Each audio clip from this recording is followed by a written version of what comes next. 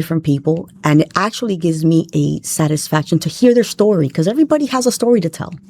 Everybody has an issue in their life, or they have a problem, and it actually, I embrace it. I ask them, how are you doing today? What is it? How is your day going? What are you doing? What have you done? Where do you come from?